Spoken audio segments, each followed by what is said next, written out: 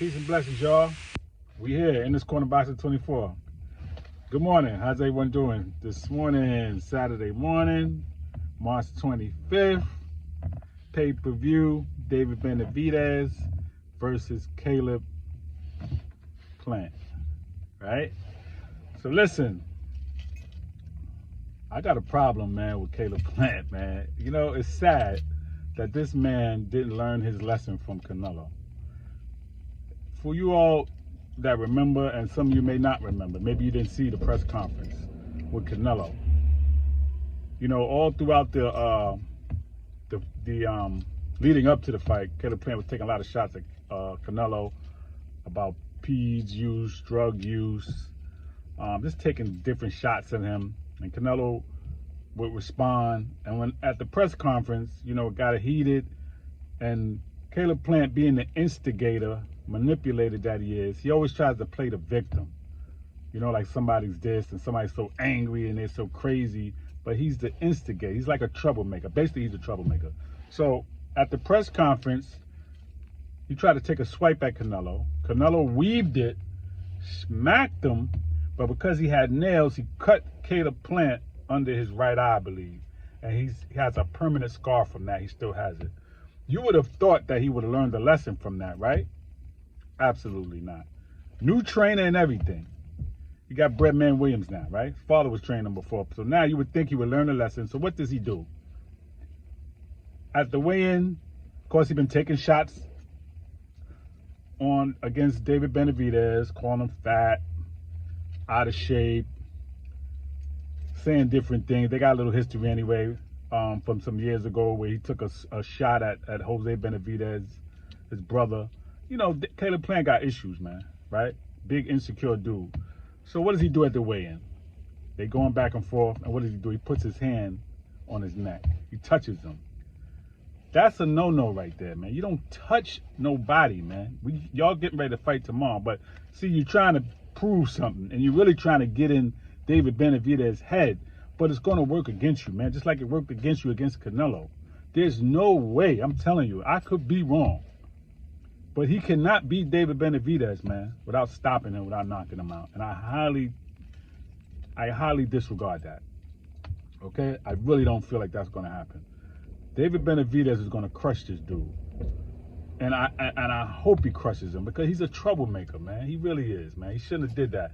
Don't touch me, man. Why are you touching me at the weigh-in, man? You can say all that you want, but I'm sure there's some kind of stipulation in the contract that if we fight at the weigh-in, maybe we lose our money.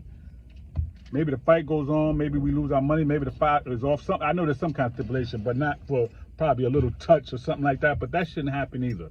No, should be no physical contact. You have somebody standing there, listen, and let them know right before they get ready to do the face-to-face. Listen, do not touch the other fighter, man. Say all you want to say from this distance, and that's it. Caleb Plant be doing too much. And I don't want to go in on another boxing channel that put up a video to try to compare. I'm not going to say his name, but he know who he is. He put up a video saying that it was comparison to Mayweather and Victor Ortiz when Mayweather put his hand or his finger in Victor Ortiz's neck. No, it was not, because Victor Ortiz was jumping in Floyd's face. That's different. Victor Ortiz was jumping in his face, and so Floyd jumped back in his face, and then he put his hand in his neck because he was being the aggressor. Caleb Plant was being the aggressor and put his hand on David Benavidez. It's a different. I don't even know why you would compare that. I don't know why you so dumb to do that, but you did it, and that was stupid. But again, I'm not gonna call your name. You know who you are, all right? Dumb. You got a bigger status than me. It's all good, but I keep it real, all right? Anyway, no comparison. Caleb Plant is a troublemaker, and usually the troublemakers, the bullies, trying to be are you trying to bully a man that's not even? He just want to fight. Like that's clown stuff. And I would have thought Breadman would have said, "Yo, man, listen, man, don't go to this weigh-in doing the extra, doing the most, man. Just listen, say what you say, let them say what you say. Tomorrow's the fight." But he just couldn't help himself, trying to prove something. And if you notice, most of the fans there, they for David Benavidez. David Benavidez is a star. Believe that. He's a star. And he brings out the people as well. People know David Benavidez, the Mexican monster, as he was given that name by Mike Tyson. People know who he is. You know, this ain't just about Tank and Shakur and Devin Haney. People know who David Benavidez is, and Crawford and Spencer. It ain't just about them, man. They know who he is. And he should be getting the same props and respect that those guys get, because he's the most avoided fighter. Nobody is avoiding fighting Tank. He's winning. He's stopping people, but nobody's avoiding him. They still want to fight him. You know what I'm saying? Nobody's avoiding Errol Spence. They still want to fight. So, no, David Benavidez is the most avoided fighter. Shakur Stevenson and David Benavidez are probably the two most avoided fighters right now. That's just a fact. Okay? Them two. A super middleweight and a lightweight are the two most avoided fighters, to keep it real. That's boxing, okay? So, again, I'm looking forward to this fight tonight. David Benavidez, if you hear this video, you may not. But listen, maybe you do go on YouTube.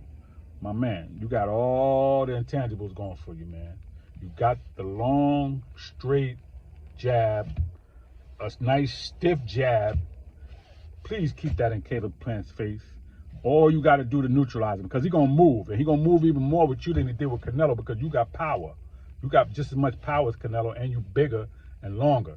So he's going to move. That little, he's going to do a lot of feints. And when he throw them feints, counter him. He throw the feint, that's when you tap him. Boom, pat. Every time he throw a feint, pat, pat. Feint, pat, pat, pat. Pat him. Every time he throw a feint, he going to stop throwing him. Because he not going to throw nothing. And then he going to try to feint you and then throw something. You just got to get the rhythm of it. But when he throw them feints, throw something. You got to counter him a lot in that fight. Keep your jab in his face. Keep your jab in his face and body. Keep your jab in his face and hook. Keep your jab in his face and uppercut. Keep your jab in his face and 1, 2, 1, 2, 3. You got to just keep the punches on him. Hit something. Hit his arms. Hit his chest. Stomach. This not wildly. You're not punching wildly. You're punching as a technician, but you want to keep something on this man. That's what you want to do. Okay? And you'll win the fight easy, David Benavidez. It's your fight to win. All right? That's all I got. Peace and blessings in this Corner Boxing 24. Anthony Durrell, who fought both fighters, let me just say this. He said that, in his opinion, Caleb Plant's going to have some good rounds early, and David Benavidez is going to stop him late. He fought both. He understands how they fight, and that was his prediction. I say the same thing. I say it's going to be a 9, 10, or 11 stoppage. David Benavidez say he's going for round number 6. I'm not saying that can't happen either. It might, but if it don't, it's okay. You're going to get him sooner or later, right? But in the early rounds, just keep that jab in his face and let him know that he can't stand in front of you. That's all.